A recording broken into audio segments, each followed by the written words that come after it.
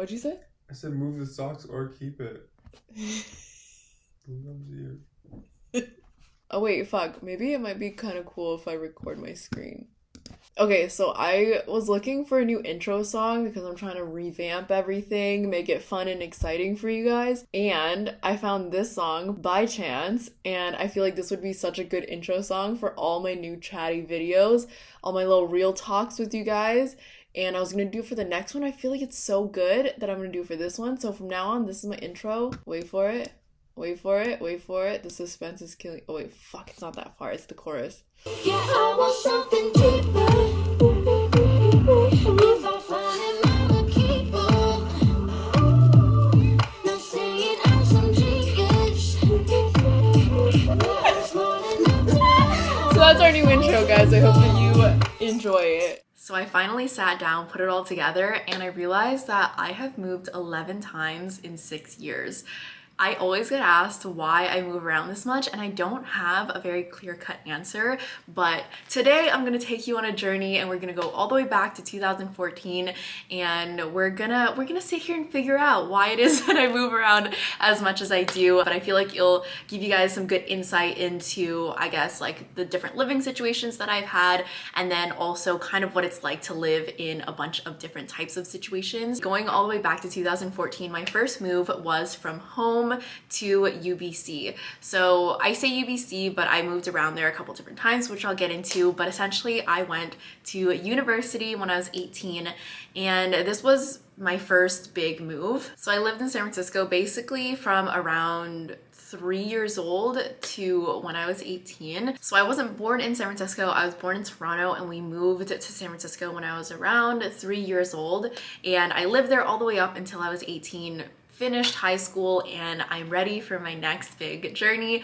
So I went to college. I went to UBC in Vancouver, Canada. So my first big move was a really big move. I moved from the United States to Canada, and it's actually really funny because both my parents had work that day, so they didn't even they didn't even drive me to the airport. I had my friend drop me off at the airport, and I went all by myself. Like, I never visited the school before I moved. I looked at a bunch of photos. I read as much as I could about Vancouver. Essentially, I decided to move countries, and that was my first move. So my second move is all within UBC, but I went from Totem, which is the dorms, to Gage Towers, which was where a lot of first years were, but there were first year, second year, third years, and it's more suite style. So I was actually assigned a room on Totem, which is like your traditional dorm. Usually it's like that long hallway, you have shared bathrooms. Instead of a kitchen, you have like the cafeteria where everyone eats, and then you have either like a single dorm or you live with a roommate. I was originally supposed to be there for the entire first year, but I got into this situation where there was a girl that was gonna be living on my floor, and like we really didn't get along, and it was so much so to the point where I was like, I don't want to live here anymore. Like, I don't want my first year of university to be this uncomfortable experience. And so I went on like a Facebook group where people were swapping rooms, and I found a girl that really wanted to live where I was living, and so we swapped. And funny story, we actually became really good friends. But anyways, we swapped, and so I moved into a tower where I had 4 other suite mates, and I was on the 16th floor. I was really close to the bus loop, so I'm actually really glad that I switched. So even though I kind of regret sometimes not having that classic freshman experience of like living in those long dorms, and instead having suite mates and like my own kitchen and stuff like that, I did miss out, I feel like, but at the same time, I loved living in that suite. And I will be honest, I don't think that any of my suite mates really liked me very much. Like, we were all very friendly to each other, and in the beginning we talked a lot more, but then as time progressed, we were all just very different, and a lot of my suite mates were very studious, and I went out and partied a lot. I had a lot of people over, which I'm sure they didn't like. So I lived there my entire first year of college, and when I was in university, I spent 3 summers there. So I didn't go home the way that most people did during the summer. I stayed there so I could take extra classes so that I could finish as early as possible. So during the summer after my freshman year, I moved from Gage Towers over to a basement suite in Kits. So this basement suite I was subletting. I feel like I should back up for people that like don't even know the process of renting. So essentially when you're trying to rent a basement suite, an apartment, you have to sign a lease with the landlord. And so in that situation, I was essentially renting it from the renter, which is called a sublet. I don't know if this is making sense, but essentially she had all of her stuff there still, and it was all in her closet because she planned on coming back when the school year started, and I was gonna be there just for the summer. And I was like, this is perfectly fine because it's a basement suite, it's really, really cheap, it's in a great location. It was like right across the street from a Safeway, and there's like a bunch of stores, there's like the bus line right there. So it was, I think, like $500 or $600 for the shared basement suite. I had 3 other roommates and it was so tiny. Like there was literally her bed, her queen bed, and then just like a thin, okay, here. It was the queen bed and then just a thin walkway around it. That was it. That was the whole room. And there was a closet in there, but it was packed with all of her stuff because she was coming back in a couple months. So I had like one tiny little corner in her closet. All of the photos on her wall were like photos of her and her friends, and it didn't matter to me because I was only gonna be there for a couple months. So thinking back to that living situation is like pretty funny, but in that place, I wasn't friends and I didn't really know anybody that was my roommates. So while all of this is happening, all of the friends that I actually made, like in my first year, all of my best friends all went home, and we decided that we were all gonna live together. We were like, let's have a house, we're gonna have a party house. So when the summer was over, I moved from the basement suite to a house with all of my best friends. And that was 5 of us in total. And this is just like something really common that people did. I don't know if this is common in like your university or college culture, but here at UBC, like a lot of kids just come together and then you all rent a house together and then you divvy up the rent and you just throw lots of parties and it's fun. And so my friends and I decided that's what we want to do, but because I was the only one that was still in Vancouver, I was tasked with finding the house, and I actually found it, viewed it, and signed a lease for it all within a week. And it was so fast moving. This is the first lease I ever signed. I was super nervous, but they were planning on tearing it down and building a new house. But that meant that he did not care if you like drank, smoked, threw parties, like drew on the walls, which is what some people did when we had parties. Like he did not care what we did with it. And even when we left, we were like, can we just leave these sofas here that we found for free on Craigslist because nobody wants to take it? And he's like, yeah, sure, leave it. So that was like it was like a super prime house for what we wanted it for. I want to do like a whole video about this one day because it is a whole saga and a half. I went into it with 3 of my best friends, and by the end of it, the one girl that I wasn't very close with, that I would just consider an acquaintance / friend and not my best friend, she's the only person that I came out of it being best friends with. And the other 3 people I am not friends with. Yeah, be really careful who you choose to be roommates with. It was really fun in the beginning to live with your best friends. It's everything that you think it would be. The main issue with living with your best friends is that it's really hard to establish boundaries when you're already that close. It wasn't my favorite living situation, but we did have a lot of parties. It was very fun, so I don't regret it. So because I honestly really didn't like living with so many people, I decided I'm gonna do a full 180, and I went from that house to living completely by myself in my own apartment. All the way up until now, like my parents helped me pay for all of my rent because I was in college and that was our agreement. And when I wanted to live on my own, they were like, it's really, really expensive. I don't think that you should. You should try to find a roommate, or like better yet, go live in that basement suite that you lived in last summer because it was like dirt cheap. But this apartment that I was living in was on campus, and so it was pretty expensive. It was $1,300 for a really, really small 1-bedroom, but I wanted it so bad because I just wanted my own space. So I came to an agreement with my parents, and however much they were sending me for rent before, they were just gonna keep sending me that, and then whatever else I needed to pay off, I would just continue working and then supplement it myself. And I'm really glad that I did that. It was a bit of a struggle because it kind of felt like I was just working to pay for where I was living, which is not something that I would recommend now. But me being in university and like not really having any responsibilities or anything that I really needed to like fund in my life besides my bills and my rent, like it was fine for me. But I really only did that for a year because it really was like I'm slaving away. I was working 3 jobs at one time and also doing a full course load. And all that being said, It was hard, but I really, really, really loved living alone. It was actually the most amazing like living experience that I've had, just because when you live alone, you learn so much about yourself. You learn so much about your own habits, whether you realize it or not. When you're living with other people, or if you're living with your parents,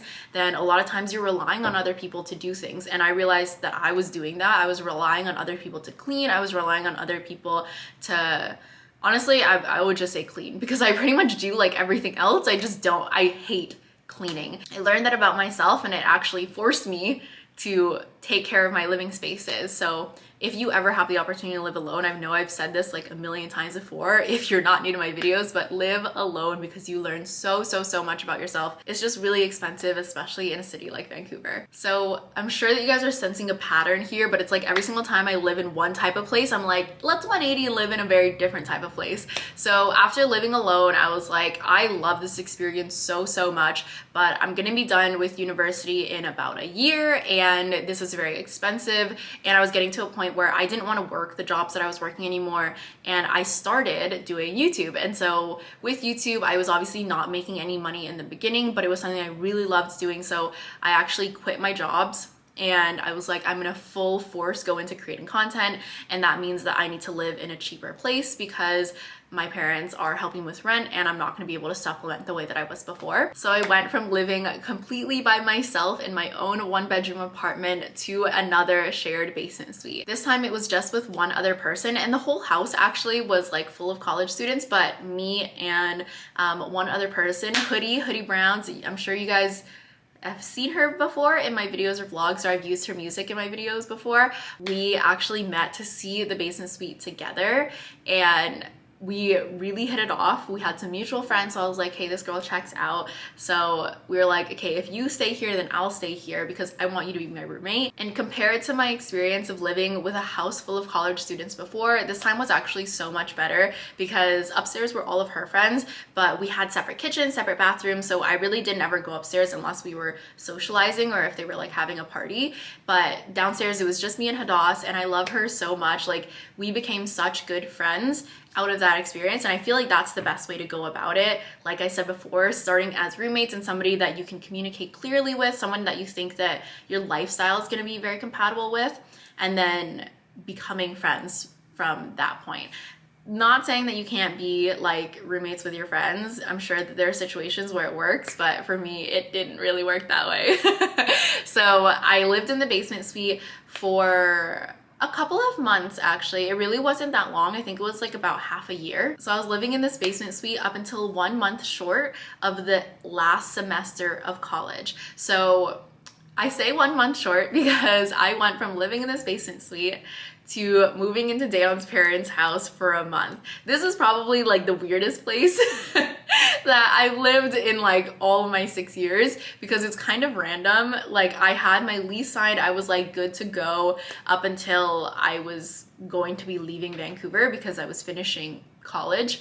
But in that basement suite, we ended up having a mouse, we ended up getting fleas, and I was just getting to a point where I was like, I can't live in a basement suite anymore. Like, I can't do this. Like, honestly, the fleas were the worst. And so I started dating Dejan, and I'm like telling him about all of this, and Dejan's mom was like, oh, why don't you move in here?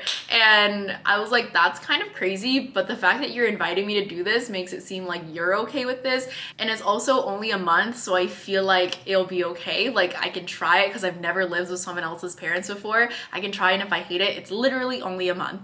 So for my last month of college, I lived with Dejan's parents, and that experience was interesting to say the least. I think that if I was younger, it may have been a bit easier, but I think that because I've lived alone at this point, and because now it's really full on, like 4 adults living in this space, it's quite difficult. Like, it's quite difficult to feel comfortable, you know, going into someone else's kitchen and like just sitting in someone else's living room. So that month that I was there, I didn't spend a ton of time at home, if you will. I was usually like out like in coffee shops doing work, or just like hanging out on campus longer. So that was an interesting experience. So I basically went from Dejan's parents' place back to San Francisco. I always knew that when I finished university, I would want to go back home, and my goal was always to go back to San Francisco and then save up money, live at my parents' house, and then eventually move out. And then I was thinking of moving to LA, I think. So this is now 2017. So this is 3 years after I first moved to Vancouver. I moved back to San Francisco, and I was living at my parents' place for a couple months, and much like living with Dejan's parents, like it was honestly kind of the same experience. Like you just feel like a child when you're living at your parents' house, because it's not even my parents really treating me like a child, it's just like me being in my childlike environment reverted me into being like my high school self. And I didn't love that, because I feel like when I branched out on my own and when I was living on my own and when I was having my own big adventure in Canada, that I became my own full person. And so to go back to who I felt that I was, that person that I'm not really anymore, was really hard for me. And so I know that it was all mental, and I know that if I'd stuck around for longer, I could have made it work, but I just couldn't break out of that feeling that I just feel stuck here. And for a lot of reasons, I decided to move back to Vancouver. Dejan was still here, but the main reason is because my YouTube was kind of starting to take off, and I was really starting to see opportunities open up for me in Canada. And I thought that because I was in the States that it would be even more opportunity in San Francisco. But the reality is that LA is such a big hub for like YouTubers and creators, that San Francisco being so close, like there isn't really a market for it there, because it's all just in LA. So at that point, it was either you move to LA, which was kind of what I wanted to do, or you move back to Vancouver. But Dejan being in Vancouver, and also like my relationship to certain Canadian companies that I already started working with, I was like, you know what?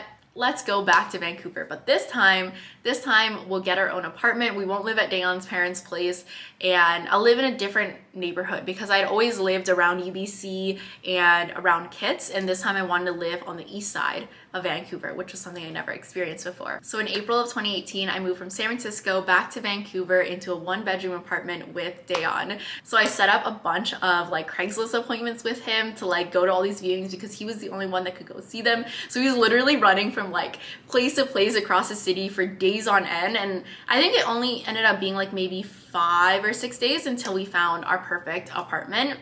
And so we moved into our first apartment together. I have tons of vlogs and like videos from this time, and it was actually like one of my favorite feelings. Like much like living in my first apartment by myself, like just being able to curate this space together and like having a space all to ourselves. And it was like so sunny all the time, and just like living in East Van was like so nice. So I really do miss that apartment. We just really outgrew it, but it was a really beautiful first home for us. And in 2019, we found out that we were pregnant, and so we moved from our 1-bedroom to our 2-bedroom. And it's actually really funny, because we looked at 2-bedroom apartments when we were like, okay, if we're gonna go through with this pregnancy, then we're gonna need to move, because we can't keep living in this like really cramped 1-bedroom if we have a baby. And so we were like, hey, let's just look and see what's on the market. And then we found our dream apartment. It was in the West End. It was really beautiful. It had such an amazing view, and it was really spacious for a 2-bedroom compared to like what you can normally find in Vancouver. And it's funny, because when we saw it, we were like, okay, this is what we could live in if we don't have a baby, because it's a bit expensive, it's out of our range, and if we have a baby, we need to save some money. But we fell in love with the apartment, and when we saw it, we actually were able to visualize ourselves having a family there. So it actually did like the opposite of like what we thought it would do.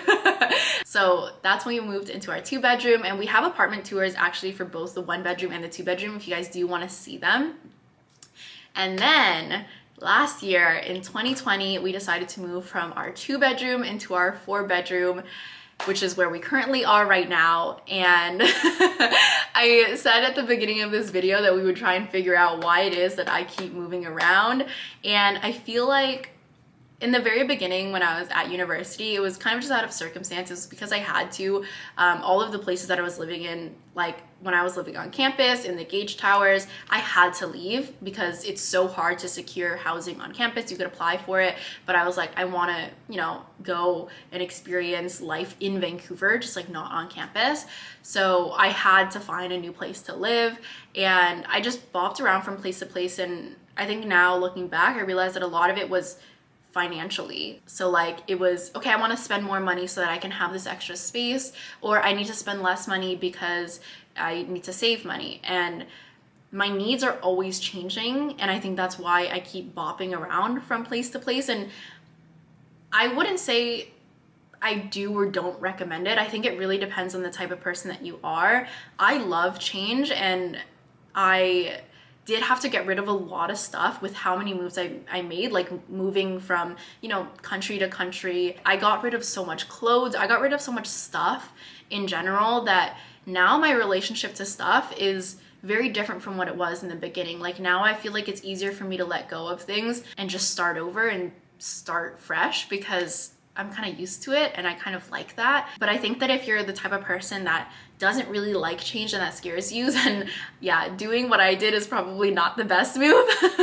But I think that I was craving change for so long, and in the last move, like living here, I realized that I don't really want that anymore. Like I want to be able to set up roots somewhere, and that's why I really love the apartment that we're currently in. It's really beautiful. It's so spacious. It is very, very, very expensive, as you could imagine a 4-bedroom being in Vancouver, but we're just gonna wait to try to find the perfect place because I do want to find a place that we can set up roots in. Like I think that's something that I've been missing for a long time, like a sense of home in a place, because I want Blue to be able to grow up somewhere for a while. I don't need it to be a forever home. I just want it to be a for a while home. I want to be able to breathe and just like unpack my things and really truly feel like I can be somewhere for a while. Even though I moved around a lot and it's not for me as much now, and it's a lot harder for me now because I have so much more stuff and because we have Blue, I don't want this video to deter anyone from moving. If anything, I hope that it encouraged you, because I learned so much from each place that I lived in, including this place. I learned so much about myself. I learned so much about my habits, about what it is that I really want and crave. Like being in a 4-bedroom apartment is amazing, but I don't need this much space. Ultimately, like I just don't. I grew up in a studio apartment for years. Like my entire childhood, we were in a studio apartment, and that's what I'm used to and that's what I know. And I always thought that I wanted all of this beautiful space. And after having all of it, like it just feels way too big. So make sure you follow me at Your Girl Neens on Instagram, like, comment, and subscribe. And I'll see you guys next time. Bye.